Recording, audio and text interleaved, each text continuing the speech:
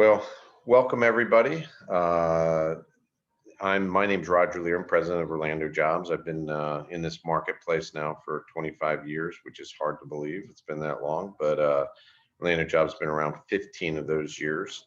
But you know, the market's grown tremendously, and a lot of things have changed in the way people get jobs. And I think by you guys being in this session today, I think this is one of the most important things that I'll be able to do for anyone in what I do in my living for a living, and that is the fact that if you can really understand how employers connect to you through your resume and through your LinkedIn profile and things like that, you're going to really up your chances of getting a job. The thing about getting a job is your resume does not get you a job. A resume gets you the interview, and that's the biggest challenge that I've heard in the job seeker journey. Is they apply to all these different jobs, never hear back from the employer, and they think it's either them or they didn't do something right or whatever the case might be. A lot of times, it's the applicant tracking system getting in the way. That's that thing where you hit the apply button and you get, instead of just attaching your resume and sending it in an email, you set a new account up, you answer thousands of questions, you upload stuff, and then you still never hear anything back. And that's a robot. Today, what we're going to do is we're going to do a lot of stuff, but I'm going to just kind of give you what I believe in my heart of hearts, because I've watched so much success with the formatting of the way we do resumes, and I think it'll make very clear sense to you. And hopefully, we can help make that change, and certainly I'll help you offline as well uh, with your resumes and make that happen for you. But the resume is a key. It's a key to getting a great job, but it's a key to getting the interview for the great job.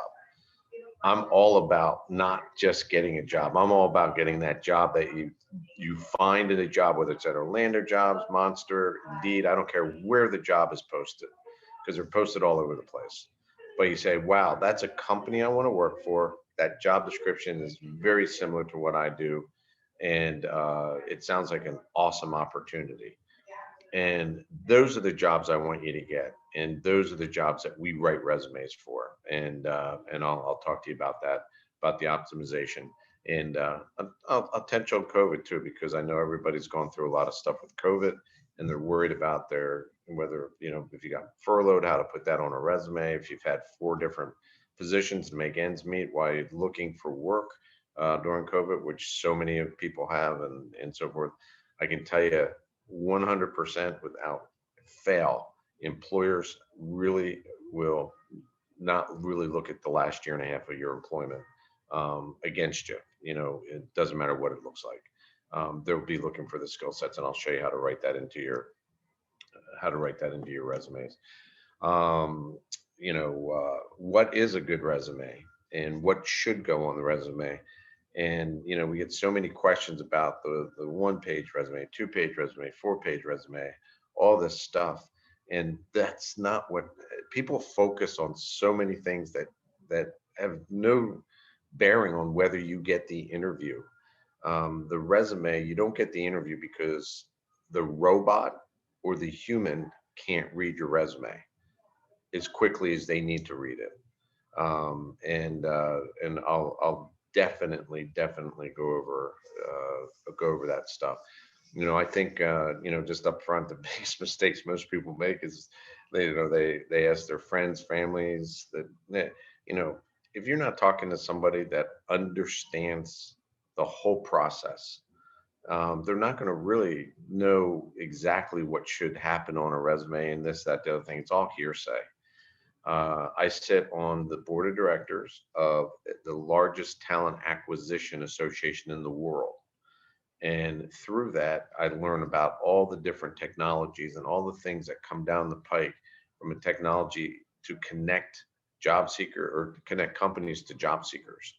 And I also have job boards. I also have recruiting firms. I also understand what connects people, and uh, take away all the technology, take away all that other stuff. It really does become, uh, you know, if your first impression has to be a piece of paper or an email or something like that, it better be good. So we'll do that.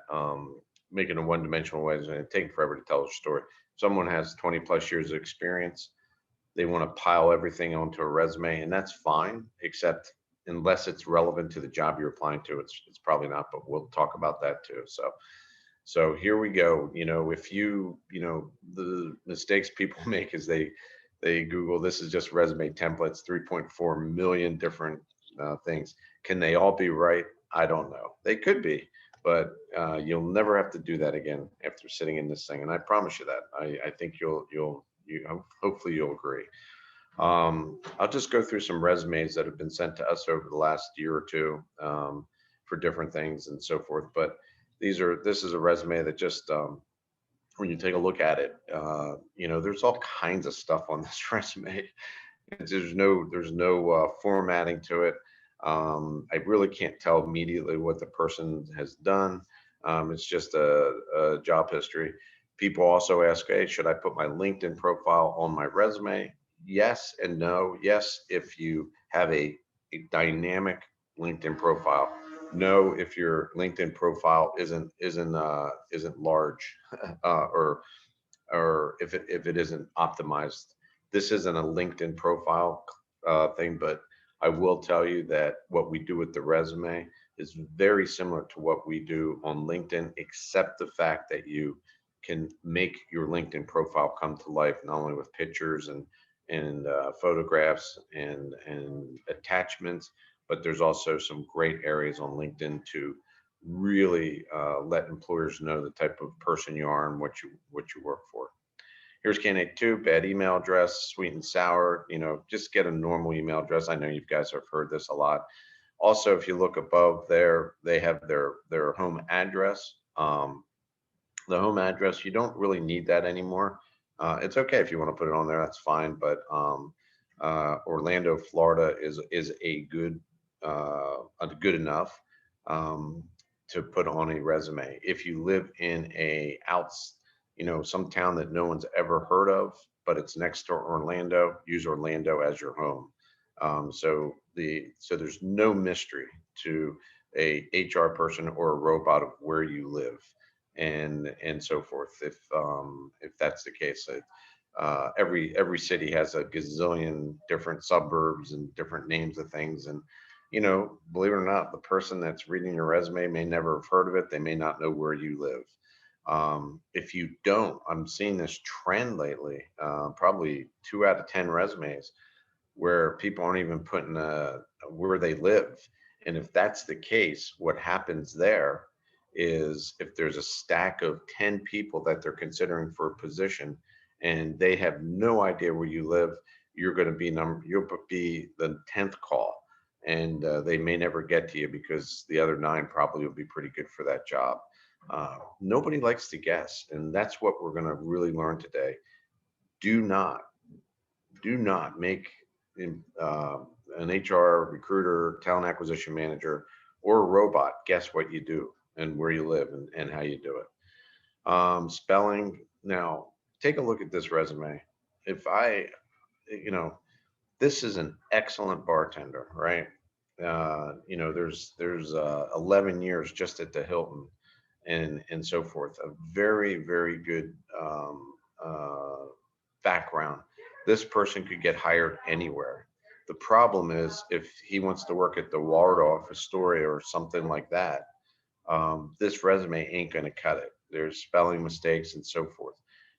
I don't care what level you're at. If you're a college grad, you just graduated high school, if you have 55 years of experience, your resume can be written to the job and make it turn heads really, and why they should hire you. And I think that's something that I'm excited to show you. But this misspelling, this misspellings can't happen. A lot of people are going on their word we're finding these resume templates, and they're pretty and all this other stuff, but they're not. The robots don't care. They have no feelings. Just remember that the robots, in which are any company that has over 100 employees, they are a uh, when they look at your resume, there's a very good chance that a robot's looking at it, not a human. And the robot does that initial screen of your resume and then puts you, they don't eliminate you, they put you in quadrants. So it's the top, the 80% match, 60% match, 40% match, whatever the case might be. When a human goes, then they look at anybody above 80%. So that's how you get eliminated with a robot. And most of you get eliminated unfairly. Absolutely. But if you make some decent changes, that will not happen ever again. And well, I can't promise that, but there's other reasons that you don't get calls for interviews. They fill the position, they have an internal a gazillion reasons. But if the job is open and they are accepting resumes, you should get an interview if you do some of the things we're going to talk about. Cool words. If you look at the right under the name there, if you look, they created a successful record of persistence, determination, leadership, problem solver, goal oriented. All those words sound great, right? And all you guys do that. I mean, all of you, that's what it is, but they mean absolutely nothing on a resume. And the reason they don't is because the job that you're applying to, hopefully you have a lot of those things. You can bring some of those things up later, as a problem solver and so forth. But there's no substance at all to any of that. Everyone in this group could take that same line and put it at the top of their resume. And guess what? Most people do that. It's a waste of time, it's a waste of space, and it doesn't do anything for the robots or the humans. Nothing, because they're going to try to figure out what you actually do for a living. This person's a sales advisor, and they spent more time saying all those things at the top, but under what they do for a living, it just it's literally one sentence, right? And there's no substance there, none whatsoever. So that's good. This is what I call the hot mess resume. The hot mess resume, you use different colored paper potentially. A lot of the stuff gets emailed, so we see it a lot of different ways and so forth. But this person's had 5 different jobs, all different areas, stuff laying all over the place. I have no idea what this person wants to do for a living, and they seem to do a little bit of everything. This is a classic example of a unfocused resume of an outstanding candidate, most likely for some job. I just don't know what, because at one point they're an operations manager, at another point they're an after school site coordinator. And I have no idea what those things mean. And now it's going to make me go in there and try to decipher what this person does to the job that I have. The job that you're applying to is the key of every single resume that you'll ever do. And, I'll show you that here in a second. 6 seconds is all it takes. The robots take milliseconds, but the human takes about 6 seconds. So if they can't determine what you do in a resume in 6 seconds, and they have plenty now, it's always weird because if they have plenty, like if you're a nurse, right? It doesn't, you can write nurse on a piece of paper and put it in there, you're going to get a phone call. That's how little number of resumes they get at hospitals and medical facilities and so forth. So I don't think nurses ever have to worry about resumes, or anybody that's in high demand. But if you're middle of the road, you're a middle manager, you're entry level, you're this, that, the other thing, you know they will look at your resume, and 6 seconds is all it's going to take for them to determine it. And if they have a stack of resumes and they can't decipher it, they just move to the next one because they don't have to sit around and wait. If they don't have a lot of resumes in for a job and your resume is not optimized, they'll spend a little bit more time deciphering it. A human will. Robot won't though. Robot doesn't care. Remember, robots don't have feelings. I learned that. It's painful too. Your optimized resume, clear title, core competencies, examples of your greatness, and it says insurance resume there. I'm not sure why that does that, but this is what we're going to do. So from this point forward, this is exactly how I write a resume for anybody. And I'll give you examples, case studies, and everything else so you understand how important this next segment is. So if you came to me today, the first thing I would ask you is to say, okay, send me a job that you really want to get, that you would want to go work for. So in this case, this is a job called at Cardona Adventures, and they do Caribbean tours and things like that. But this is an administrative sales support, booking documents verification specialist, yeah, person. I would have you print out the job, and then I would have you highlight all the key words that are skills. Okay, skills, not a work hard worker, fast learner, all that stuff. Skills. So if you look at that, sales support, bookkeeping, administrative, vendor payments, mailing, filing. There's others in there. Assisting sales staff, um, booking designators, whatever the case might be. Those and the title of the job are the most important thing that you can pull from this job description.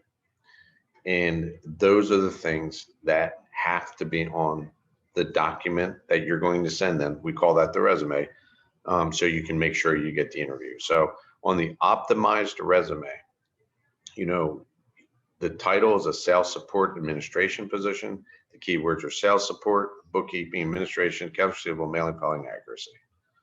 Great keywords, and they're exactly to the job there, and so forth. So here's the optimized resume, and this is Bob Davis. He actually put his address at the top here, but he really only needed Orlando, Florida. Put his phone number, nice email address. Right under that, all you have to do is put the title of the job that you're going for. I don't care what titles you've been called over time. If you can do this job and you were called something else, doesn't matter what it was, administrative assistant, you could have been called a executive, it doesn't matter what it was.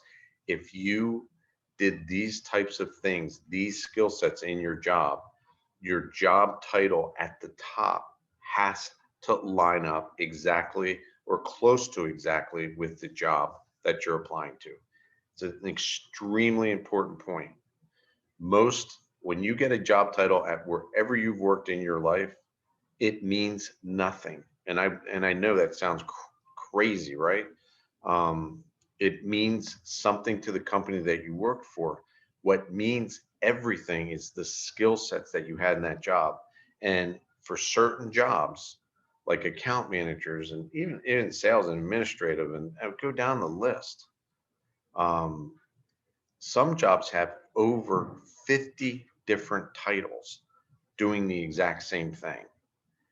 When you're applying to jobs, you want to use the titles of the job that you're applying to.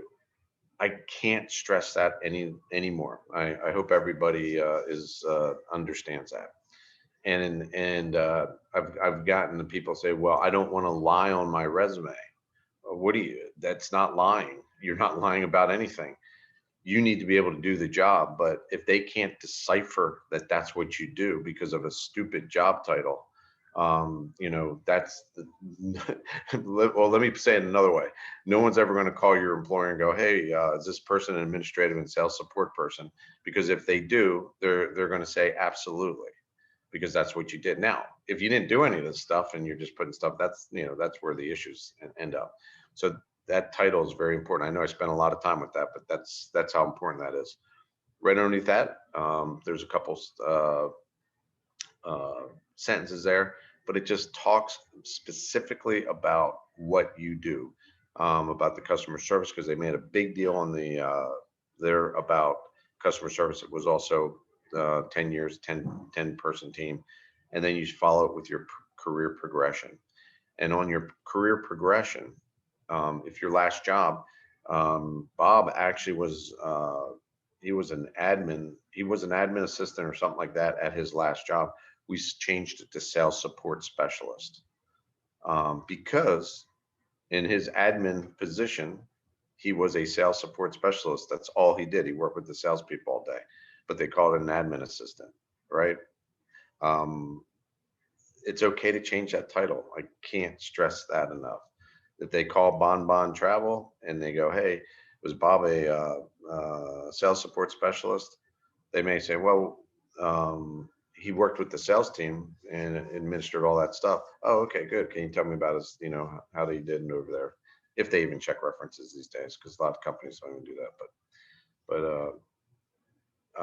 So anyway, the other big thing here is, so you have the title at the top, little sentence there, and then the core competencies. The core competencies are as important as that title, but these core competencies are the skills that are needed to get the job. Where did these core competencies come from? Well, they came from the job. They came from the job description. They came from here. I rewrote a couple of them, and then they end up there. Every single one of you on this call has many, many core competencies. Core competencies are actual skill sets that you've either been trained in. There are different programs that you might use, different things that the job that you're applying to needs. Bob has about 60 core competencies that he could put there. You guys have probably 60 core competencies you can put on any resume under the sun.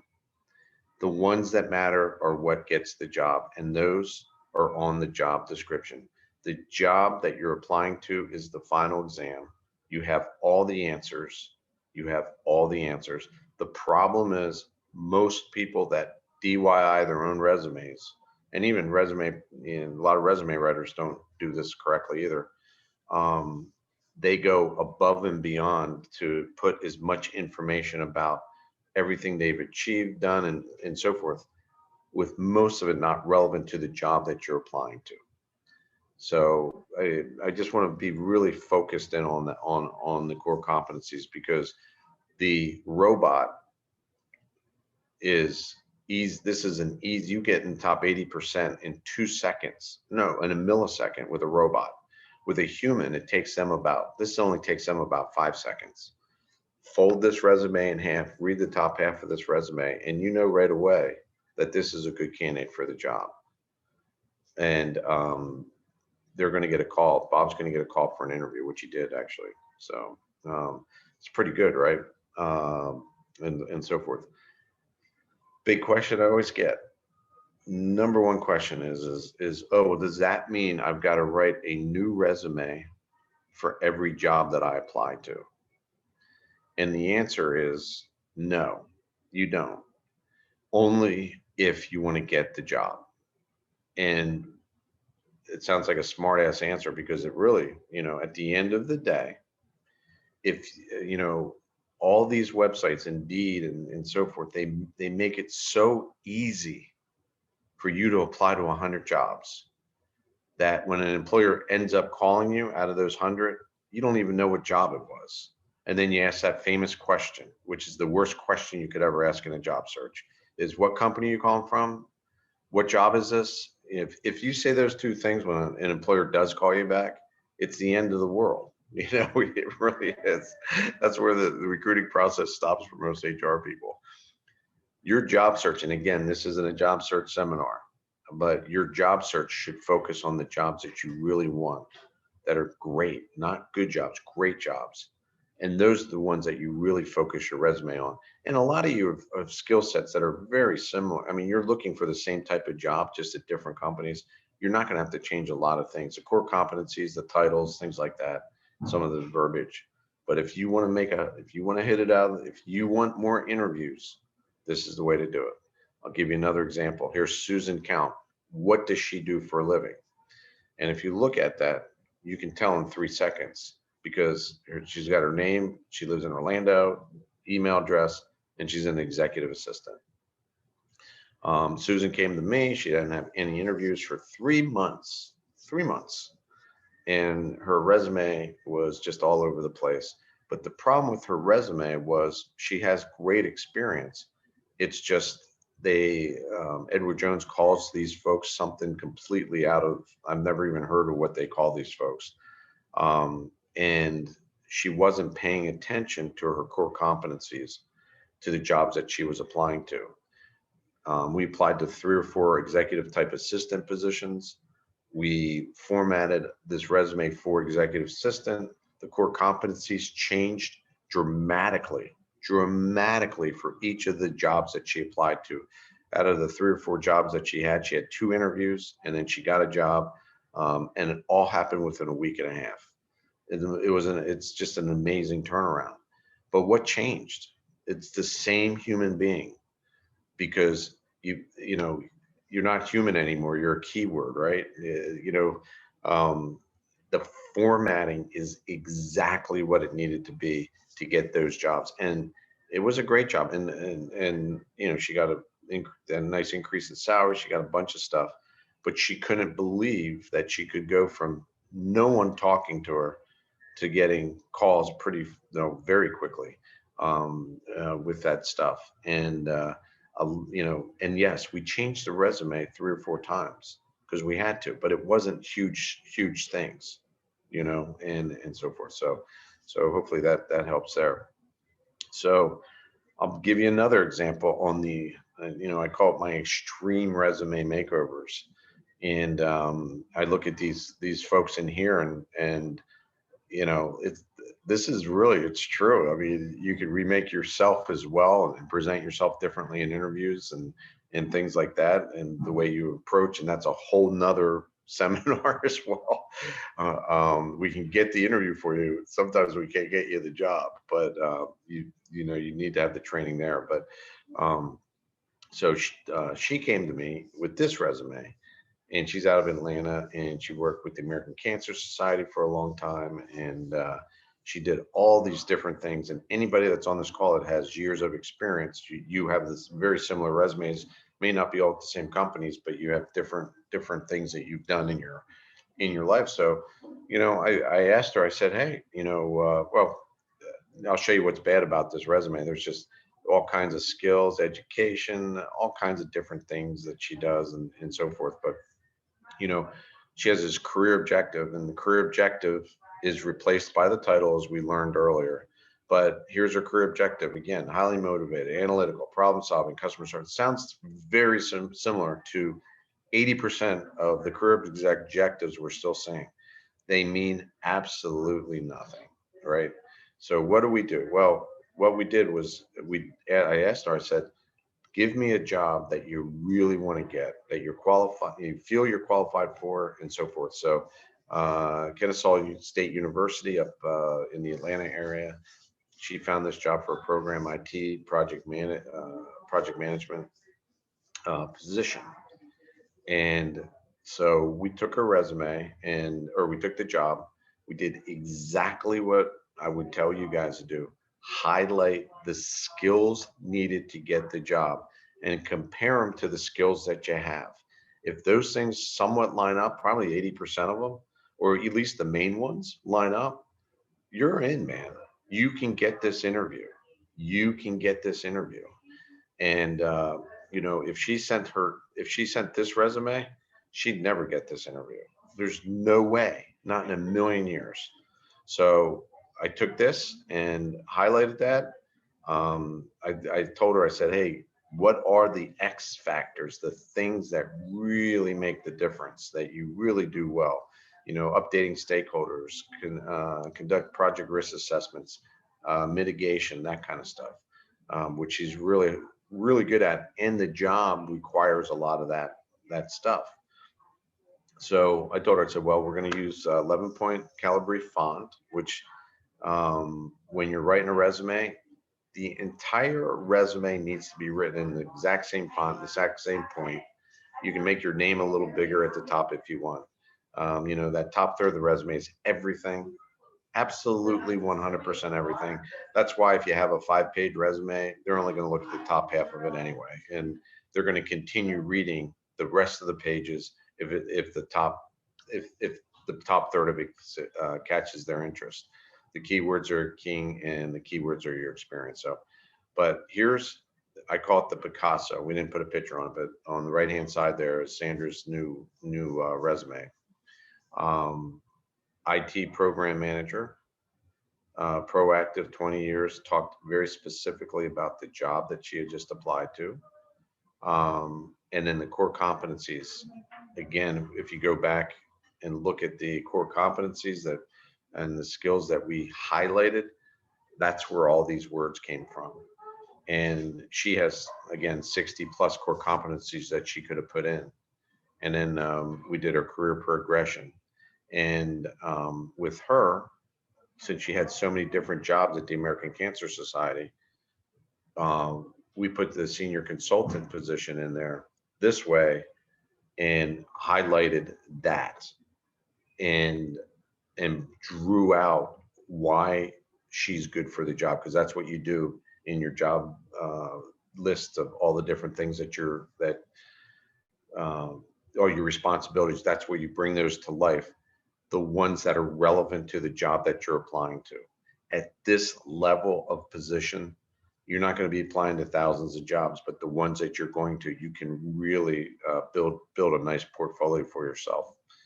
We took the other progressions and we just put them in very short titles and put the rest of that thing. This could be if you had other jobs and so forth. This is where you would put those jobs. If any of these jobs were relevant at all to the job that she's applying to, I would actually make that a little bit bigger, and so forth, and then education and whatnot. I'd also tell you that if your most recent job isn't the skill set based job that you're applying to, say you had a job 3 years ago as a project engineer or something like that, or a project manager or whatever, but you switched careers for a while. For the last 3 years, you did something else, right? But you found a project management job that you wanted to go back to. The way you would write that on the resume, instead of on the career progression, you'd still start at the top, but it would just be a footnote of where you've been the last 3 years. And then the second job where you were 3 years ago, that's the one that you would expand to the job. And again, it's all based on when you highlight those keywords. If you can do the things that are said in those keywords, those are the things you break out, and it doesn't matter where they reside in your timeline. There is this timeline thing drives me insane. You guys are good at what you do for a living, and if you did something 3 or 4 years ago that you loved doing, you were great at, circumstances change, you had to do something else, it's okay to bring that back if that's the type of job you're going for, and not put a lot of value in your most recent job. It just doesn't matter. If you format the resume with core competencies, the title, and what you can do, you are going to get in the top 80%. And that is almost a given. So here's kind of before and an after. And I think you guys can see the big difference there. She did get the interview. She did not get the job. And I don't know exactly why. I know she went through a series of interviews and things like that, but it did its job. The job is to get the interview, because you need the interview before you can get the job. And in today's world too, a lot of those interviews are going to be video interviews. So tighten up your video skills are going to be a pretty good thing. So I just want to give you this other tool too in LinkedIn and Word. If you're writing your resume in Word and you're going to review, and this is in the newer version of Word within the last couple of years, you will be able to get a LinkedIn tool. And I like this because it will go out to LinkedIn, take all the keywords in your current resume, and it will go find people just like you and bring back more information from thousands. You can spend hours on this, but what it really does is it gives you some ways to potentially write um, career progression information to really highlight and bring out in good words that are relevant to the job that you're applying to. So it's something to play around with for sure, because people get stuck on filling up these bullet points. And really, there's a challenge there. I get that, even with the job description, because you want to be able to highlight your background and so forth. And you certainly can look and see how other people did it, and literally, it's a big help. So things that are driving me crazy, we already talked about no address or no city at least. People are highlighting text to bring out certain things on a resume. If you do that, it's a kiss of death. This is just a pet peeve, but the word cell phone or email at the top of your resume, if anybody has that on there right now, take it off. Just a pet peeve, but we know that's a phone number, and we also know that's an email address, so that can go. Is a two-page resume okay? Absolutely. The only reason they read a two-page resume is because they like the top third of your first page, and they want to learn more about you. If the top third of your first page isn't relevant, that 2 to 3 page resume it just doesn't matter. The the longer career, you're going to probably most likely be on a 2 page resume. But again, it really does. It all depends on the type of job you're applying for and the information that you want to do to make sure that you get that thing. Do not put references on your resume. I'm seeing a lot of that. And you don't even need to put the word references available upon request. Well, if you write that, of course it's just a waste of space. You don't need to do that either. And I'm shocked at how many people do not save the resume file as a PDF. You need to do that. Don't send a resume as a Word file, but save it as your name, as the job you're going for, the word resume, and the year.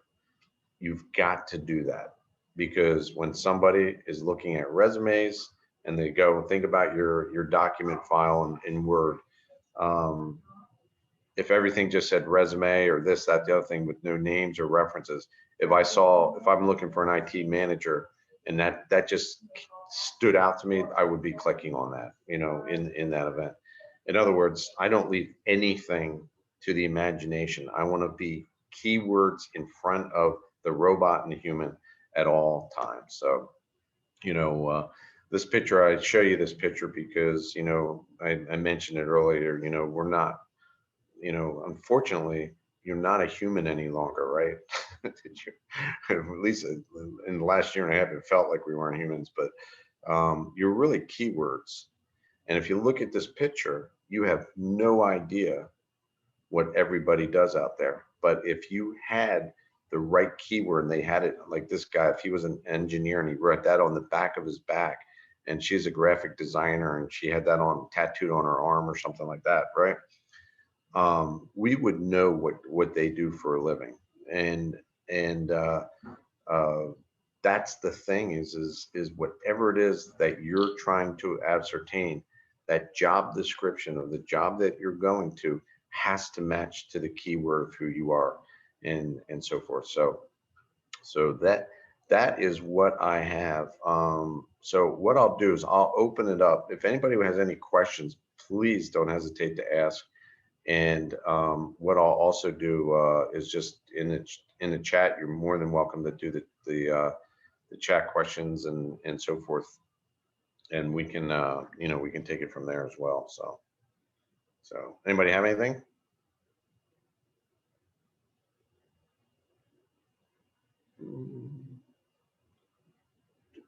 Yeah, the some of the bigger questions that I get. One of the things that bothers me the most is in your job search, everybody uses one or two different resources, and as good as Indeed is with all the different um, uh, functionalities they have. When you upload your resume to Indeed, they reformat it to their format. So it's not optimized. So the way around that is to upload it and not let them do that. And there's a setting for that. So once you get all that together, so so anybody have anything? Well, if you guys, okay, here we go. All right. Should the job description only list jobs relevant to the job you're applying to and leave out the ones that don't match? Good. Um, yeah, the jobs, you always want a chronological, the question is with the job description, should you only list the relevant jobs to the job that you're applying to and leave the ones out that don't match? And the answer is you never want to leave the ones that don't match out. You just don't want to make those a big highlight deal. You only want to highlight at any pace. You want to highlight the ones that are the extremely relevant, but you do want a chronological order there. So that's how you do it. If you have a lot of different jobs, that takes a little bit more work, but you can leave some of the ones out that aren't relevant. Let's see. Okay? What if you were in sales 10 years ago and you want to go back to that, and you had admin and customer service 10 years in between? Yeah, I'll tell you, so if you were in sales, that's a great question. And this defines this whole session, actually, this question. Nancy, that's a great question. Thank you. So sales is a skill set that if you have that gene, companies are going to want to hire you. But if it was 10 years ago, that won't be at the top of your resume, right? So you need to go back in your memory bank and figure out, you're going to have X amount of years of sales experience, but what were you selling? What was your success? All those types of things. And in your last 10 years, you can put your admin position in there. It'll show consistency, and anything that's related to sales you might want to throw in there, but it's just going to be a really, really short thing. But that sales position from 10 years ago is then going to be the thing that you bring to life.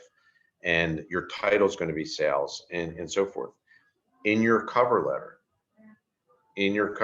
you have to make a reason why you left sales to get back and to go to admin. There's a gazillion reasons that may have happened, whatever that might be. But that's where you can address that in the cover letter and do it as short as possible.